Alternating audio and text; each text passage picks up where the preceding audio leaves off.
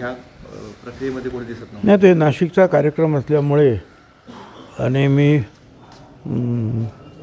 असंही नाशिकचाच असल्यामुळे नक्की हजर राहणार आहे. परंतु मोदी साहेब वेगवेगळ्या ठिकाणी जाणार आहेत.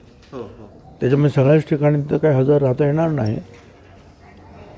परंतु एक जिथे असेल व्यवस्था केली असेल काहीतरी त्यांनी हे केलेलंच आहे कलेक्टर कचेरीतून SP ऑफिसमधून त्याप्रमाणे ते सांगतील त्याप्रमाणे हजर राहू आम्ही.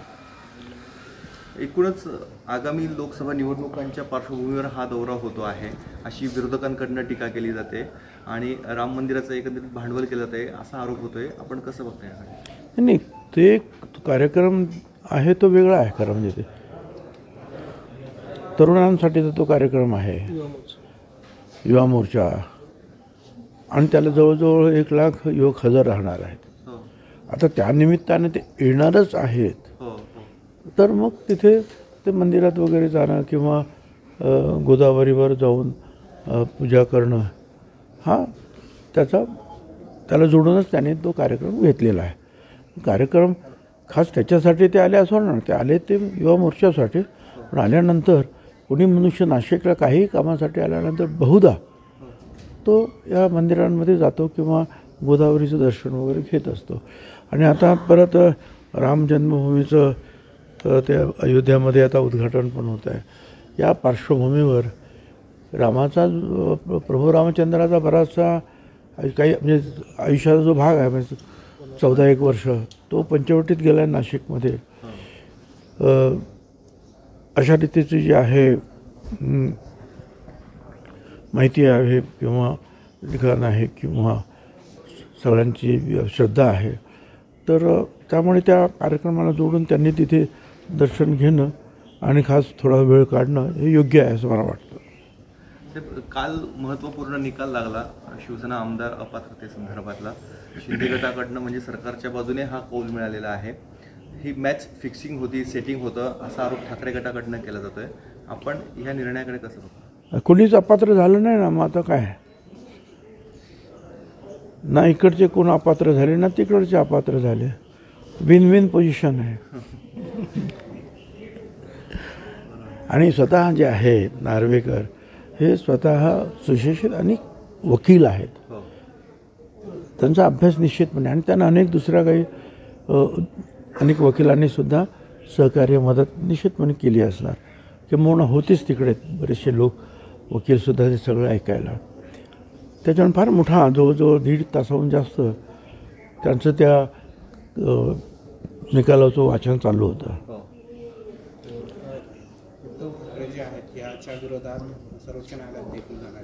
ते जाणारच ना. असं आहे ना की अशा प्रकारच्या ह्या कामामध्ये कुणाच्याही बाजूने निकाल लागला, कुणाच्या विरुद्ध निकाल लागला तरी दुसरी बाजू ही हायकोर्ट सुप्रीम कोर्टामध्ये जातच असते. त्याच्यामध्ये ते जाणारच. साहेब, निकाल लागण्यापूर्वीच संजय राऊत असतील किंवा उभाटा गटाचे जे नेते आहेत ते निकाल विरोधात जाणार असं म्हणत होते. आता राष्ट्रवादीची देखील तीच परिस्थिती आहे. अनिल देशमुख असं म्हणालेत की आता आमचा निकाल काय लागणार हे देखील आम्हाला कळालेलं आहे. हे बघा, याच्यामध्ये थोडासा आणखीन फरक आहे. अजित पवार राष्ट्रवादी गटाच्या बाबतीमध्ये तिकडे जे आहे ते व्हीप जे आहेत ते बदलले. कोणी व्हीप काढले, कोणी आदेश दिले, कोणी काय केलं, या अशा असंख्य अनेक गोष्टींची जी आहे चर्चा त्या केसमध्ये शिंदे गट आणि उद्धवजी ठाकरे यांच्या बाबतीमध्ये होता. इथे आमच्या इथे ती परिस्थिती नाही आहे. आमचा पूर्वीचा जो व्हीप आहे तोच आता व्हीप आहे. आम्ही व्हीप बदललेलाच नाही आहे. त्याच्यामुळे त्याच्यामध्ये निश्चितपणे फार मोठा फरक आहे.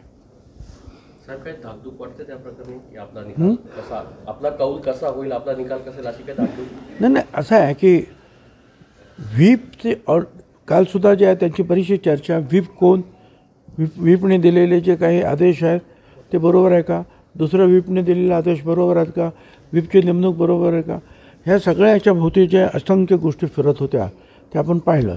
इथे आता हा भागच नसल्यामुळे जो आहे मला असं वाटतं की आमच्या बाजूची जी आहे बाजू जी आमची फार मोठी भक्कम आहे.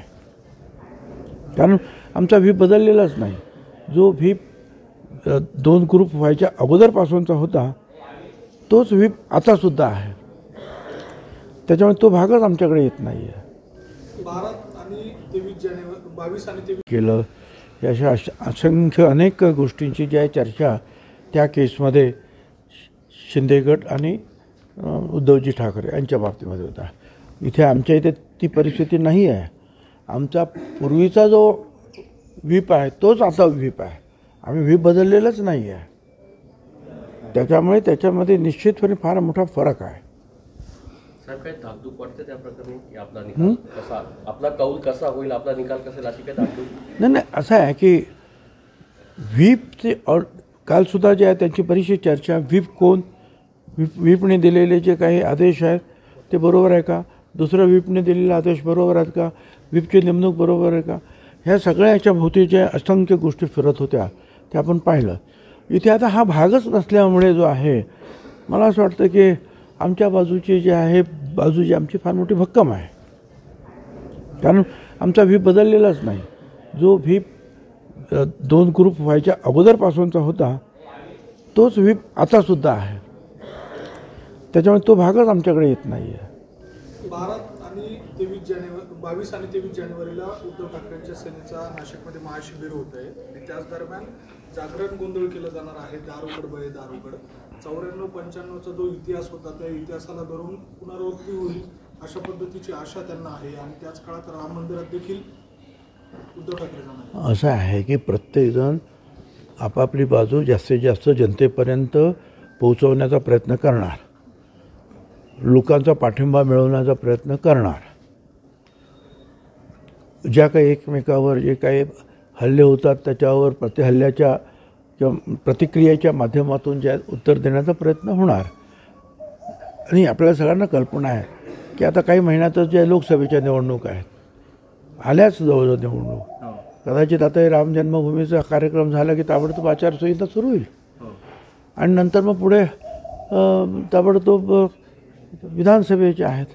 त्यामुळे प्रत्येक जण जे आहे, प्रत्येक पक्ष जो आहे आपली बाजू बळकट करण्यासाठी वेगवेगळ्या ज्या काही वेगवेगळे कार्यक्रम आहेत ते कार्यक्रम करणार. साहेब, महाआघाडीमध्ये जागा वाटपाची चर्चा सुरू झाली, बहुतांश अंतिम टप्प्यात आलेला आहे. आपलं महायुतीमध्ये लोकसभेच्या जागा वाटपाचं काही ठरलंय का?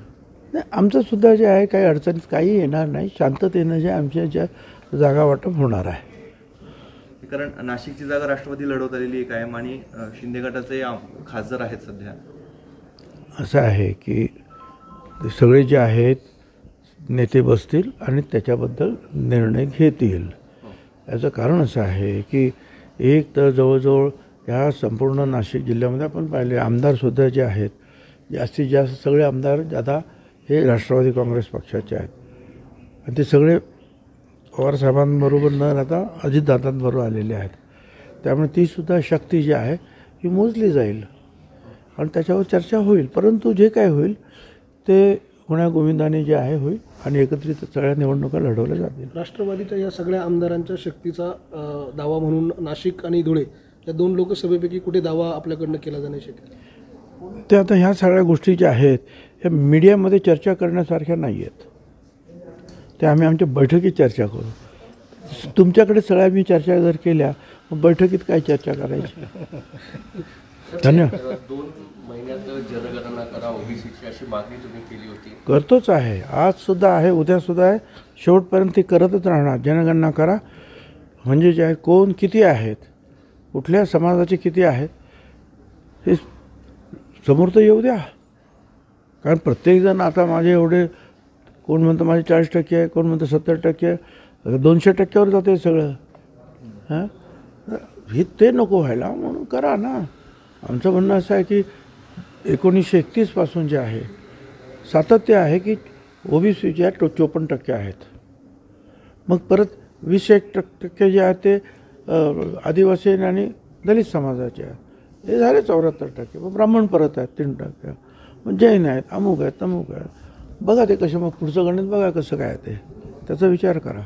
मग त्या गणिताला जर छेद देणारं वक्तव्य कुठे होत असेल तर आमचं म्हणणं आहे की मग फक्त आत्ताच असं नाही, ज्या ज्या वेळेला ओबीसीचा प्रश्न येतो त्या त्यावेळेला हायकोर्ट काय, सुप्रीम कोर्ट काय. मागे सुद्धा जे खानविलकरांचं सुप्रीम कोर्ट एम्पिरिकल डाटा द्या, म्हणजे लोकसंख्या काय द्या, ते द्या, त्यांची माहिती द्या, हे सतत चालूच असतं ना. हे चालूच असतं म्हणून एकदाचं कायदे जे आहे ते जातगणना करा, त्यांची काय परिस्थिती आहे ती माहिती करून घ्या. बिहारमध्ये ते शक्य आहे तर आपल्या इथंही शक्य आहे. आणि तुम्ही आताच सांगितलं की मराठा समाजाचं जे आहे सर्वेक्षण जर 15 दिवसात आम्ही आटोपणार. पुणे महानगरपालिकेचं मी तर असं ऐकलं होतं की 2 दिवसात करणार. आमचं म्हणणं आहे की मग एवढं जर होणार असेल, एवढं झटपट सगळं, तर 3 महिने घ्या, सगळ्यांचंच करून टाका, सर्व समाजाचं, म्हणजे मग भांडणं कमी होतील. ठीक आहे, धन्यवाद. थँक्यू. देश विदेशातील प्रत्येक घडामोडींचे लाईव्ह अपडेट मिळवण्यासाठी आता साम टीव्हीच्या सर्व सोशल मीडिया प्लॅटफॉर्मला लाईक, फॉलो आणि सबस्क्राईब करा. तसंच सर्व नोटिफिकेशनसाठी बेल आयकॉन प्रेस करायला विसरू नका.